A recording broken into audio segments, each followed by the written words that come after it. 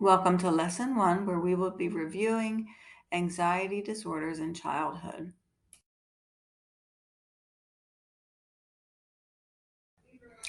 And the verse guiding this lesson is from Philippians chapter 4, verse 6. Do not be anxious about anything, but in everything by prayer and supplication with thanksgiving, let your requests be made known to God. Now, the Bible tells us numerous times not to be anxious, yet anxiety is a common state and mental disorder in our um, world. And so, using scripture, some of these scriptures that provide this reassurance can be helpful, and also incorporating an attitude of gratitude, helping our anxious patients to see the positive and the good that is still there while working on some cognitive and behavioral techniques to decrease that level of discomfort.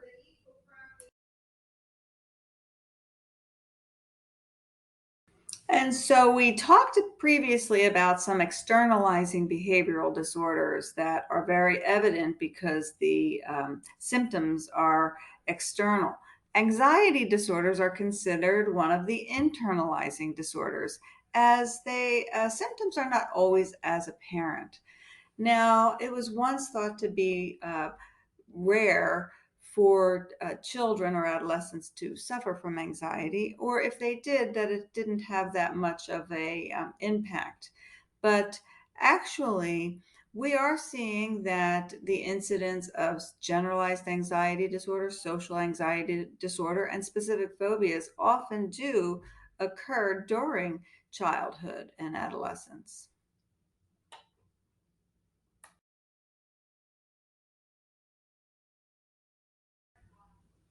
So, anxiety is more than a feeling, actually. So, when we're talking about an anxiety disorder or meeting criteria for a diagnosis of an anxiety disorder, we are considering that there is some impact on their behavior. And often you can see avoidance as a core feature.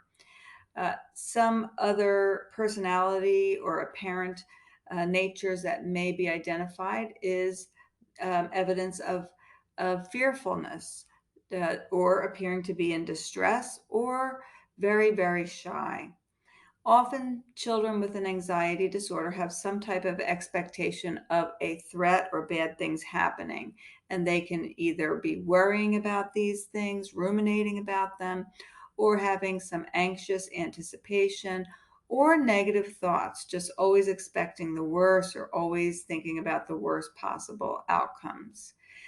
Children with anxiety disorders often have physical complaints. We know that anxiety has a physical effect on the nervous system, so we know there are physical symptoms, but even more so in children, they will be complaining. And they also have difficulty falling asleep or frequent awakening. There's a high incidence of comorbidities when children have an anxiety disorder. And 80 to 90% of children or adolescents with an anxiety disorder do often have more than one disorder. And 75% of those can have more than one anxiety disorder, where they may have a specific phobia along with a um, separation anxiety disorder or a generalized anxiety disorder. And 10 to 30% can have an additional mood disorder, such as a depressive disorder or a bipolar disorder. 25% of younger children can have an additional behavioral disorder, such as attention deficit hyperactivity disorder or a DMDD or ODD. And untreated ADHD is likely to have a higher incidence or higher risk for developing an anxiety disorder. Later in adolescence, children with anxiety disorders can develop an alcohol use disorder, um, either through experimentation and noticing a decrease in anxiety symptoms or decreasing symptoms of social anxiety as an attempt to self medicate.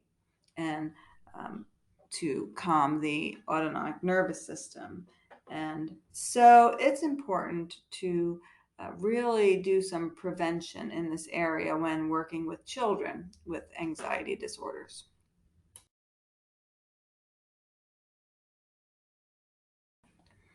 And let's look at the epidemiology of anxiety disorders in childhood. It is variable across different countries, and different studies do show different rates for prevalence. It is estimated to be about 5% in Western populations. And the highest rates of prevalence are for specific phobias, and that can be certain animals. Dogs are a very common one, insects, heights. Um, School phobia certainly is a very common one. School phobia is usually conceptualized really now as like either some social phobia and separation anxiety combined. And so we do also have quite a bit of separation anxiety, generalized anxiety, and social phobias in children and adolescents. That is one of the common reasons for either a school referral or a parent seeking treatment. And while it is a lower incidence, we still do have some incidents for obsessive compulsive disorder and post traumatic stress disorder, which do have symptoms that overlap with anxiety disorders. So it's important to really use your differential diagnosis decision tree here. Now, keep in mind that before DSM 5 came out, obsessive compulsive disorders and post traumatic stress disorders were considered um, as anxiety disorders and were listed in the DSM-4 under the anxiety category. They have since in DSM-5 been moved out to have their very own category. And rightly so, because the constellation of symptoms is a little bit different, even though there is some overlap.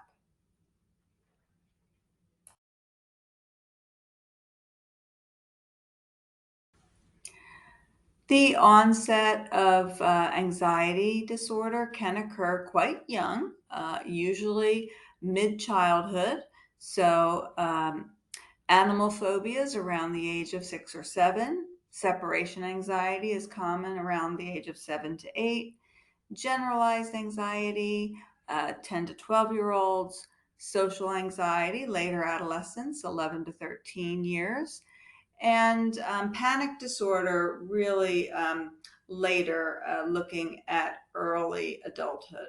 So these are just some estimates according to some of the evidence and the studies that have been done in this area. Of course, they can occur at any age, but these are the average ages of onset. And so mid childhood to adolescence, and again, often associated with a temperament of inhibition or introversion and fearfulness.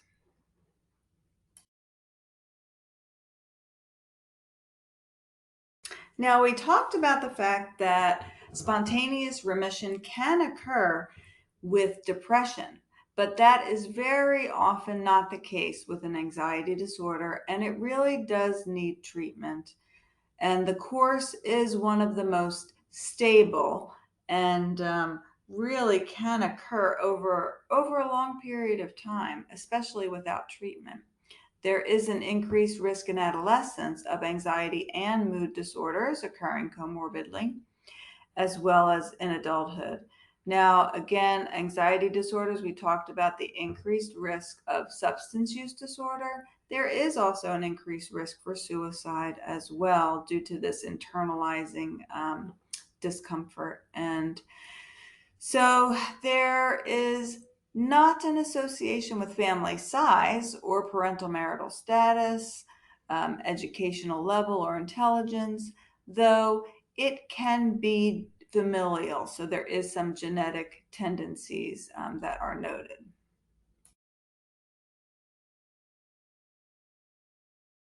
And so, how do we assess for an anxiety disorder?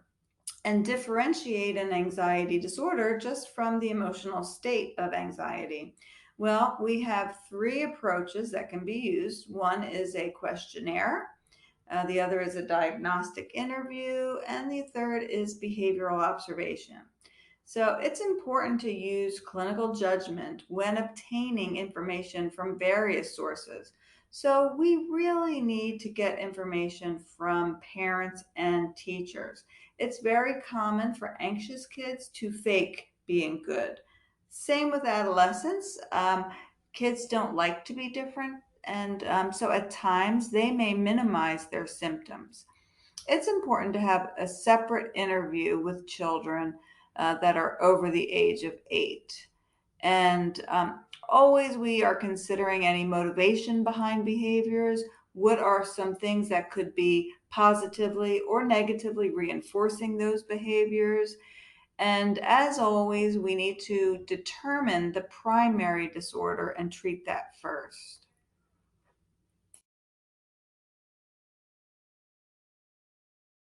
And here is a list of some of these screening and rating scales that are available. Love the Screen for Child Anxiety Related Disorders, as the acronym is SCARED. So that is certainly easy to remember. And there is a scale developed specifically for preschool children. So the Preschool Anxiety Scale, which has been revised. Now, a number of other scales, some are specific to specific disorders, such as the Social Phobia and Anxiety Inventory, and the School Anxiety Scale. And that one is available as a teacher report as well. So keep in mind that the use of evidence-based rating scales can really help to not only guide diagnosis, but also patient response to treatment.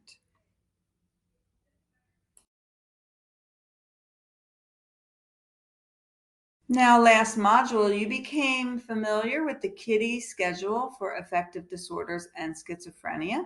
And we do have the PDF of that available for you in the previous module. And that is also a very effective semi-structured clinician interview that can help with that differential diagnosis of the various anxiety disorders. Some additional approaches for diagnostic interviews are listed here as well. We have the developmental and well-being assessment and the diagnostic interview schedule for children. As well, the anxiety disorders interview schedule for children and the preschool age psychiatric assessment.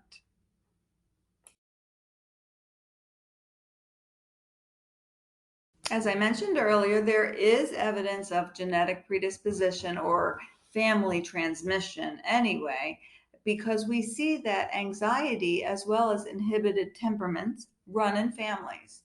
And individuals that have a first degree relative with an anxiety disorder are at risk for subsequent development of an anxiety disorder. And transmission of specific disorders can have some specificity as well. And here it is again nature plus nurture. So we have both genetic and environmental influences going on.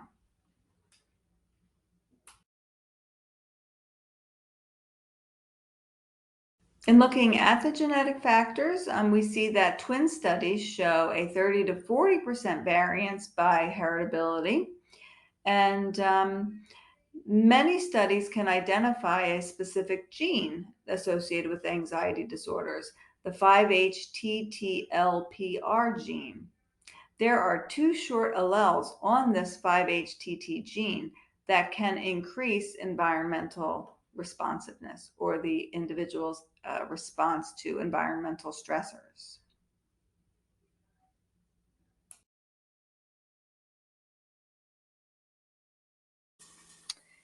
Temperament has been studied and clearly established as a risk factor, with inhibition identified as a significant risk factor associated with child anxiety. This includes behavioral inhibition, social withdrawal, shyness, and fearfulness.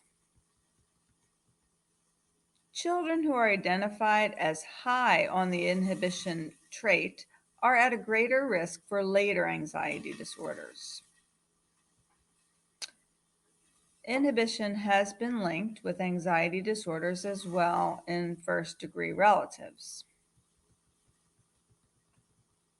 And some of the behaviors that are identified in early childhood that are identified with the inhibition temperament include withdrawal in the face of novelty or new things, being very slow to warm up to strangers or peers, a lack of smiling, a close proximity to the attachment figure, uh, limited speech, limited eye contact, and unwillingness to explore new situations. So, children who show these characteristics during preschool are 2 to 4 times more likely to meet the criteria for an anxiety disorder by middle childhood.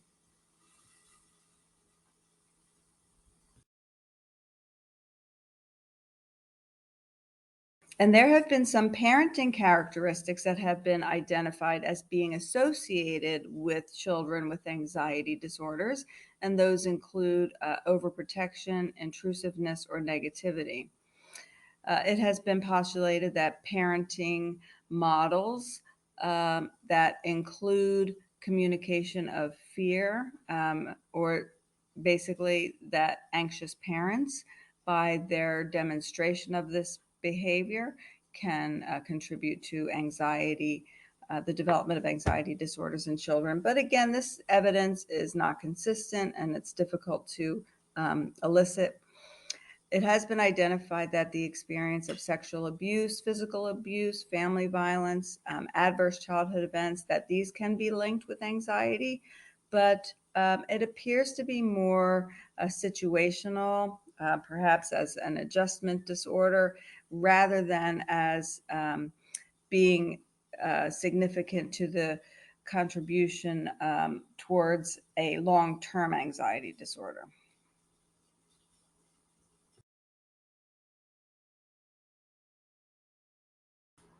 Studies have shown that anxious children do report a higher number of negative life events. And it doesn't necessarily mean the negative events caused or triggered the anxiety, though.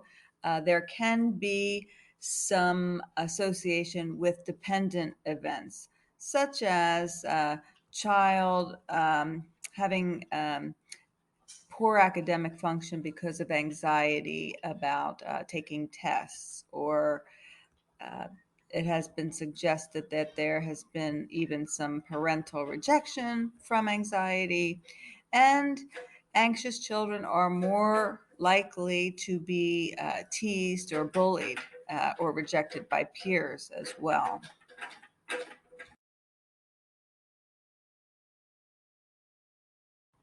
And there are some cognitive styles that are associated with anxiety disorders in children and adolescents.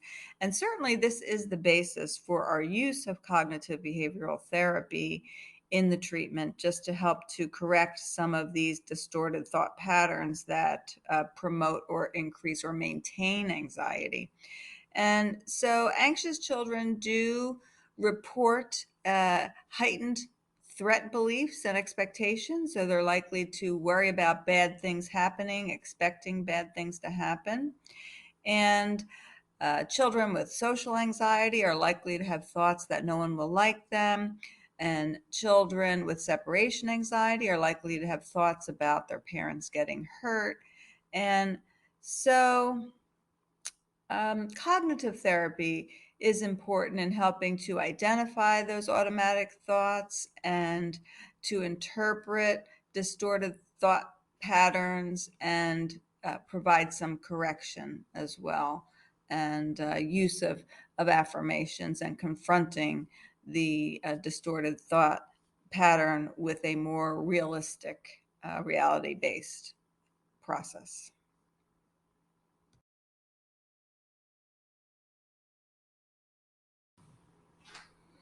And so, in addition to CBT, we have medication management that is often warranted for the treatment of children and adolescents with anxiety disorders. Most often utilized are going to be the SSRIs, and there are several that are FDA approved for use in children and adolescents, such as duloxetine, also off-label use for Lexapro, and we have on-label um, fluoxetine or Prozac, paroxetine or Paxil, and Zoloft or sertraline. In addition, there is some off-label use for some other medications, such as clonidine, which is FDA approved as Kappa for ADHD, and it is occasionally used to help with anxiety in children as well. Anafranil or clomipramine is an old tricyclic antidepressant that is still used today. Usually, I see it mostly used for OCD, but it has been used off label for anxiety as well. 50 to 60% of children will respond to medication in a positive manner. And placebo has only about a 30% response. So these medications are efficacious, and it's important not to hesitate. I know a lot of providers and parents have concerns about treatment with um, psychotropic medications. But anxiety disorders, these internalizing disorders, are quite impairing and distressing. And so often the child is suffering in some manner. Now, some anxious kids will discontinue medications and have quite a bit of difficulty tolerating them. Many are very anxious about taking medication and focus quite a bit on it. But side effects are certainly a real factor, and so we know that the SSRIs can cause GI upset as well as headache and um, feeling feeling tired, or so there may be issues with side effects for sure. We always want to start at the lowest dose and you know maintain a lowest dose that is effective. Now, as with other indications, we have to monitor for suicidality. With the use of antidepressants, it is a black box warning, so we are educating the caregivers to monitor them as well.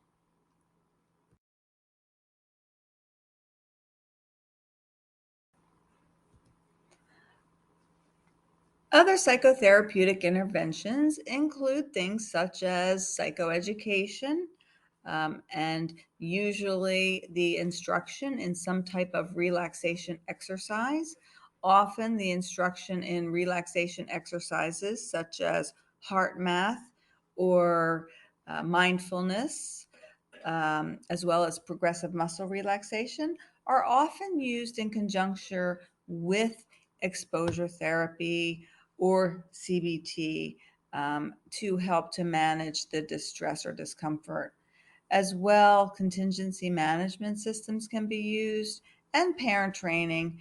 Again, parent training is that behavioral approach, and here's where we're looking at providing positive reinforcement for more pro-social, less anxious behaviors, and just instructing parents in a way that they can um, provide some limit setting and guidance and positive communication styles within the home.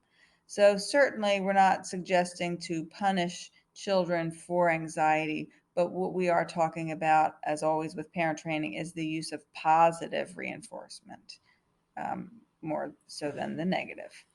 Cognitive restructuring, again, identifying those thought distortions and restructuring them in a more positive way. And social skills and assertiveness training.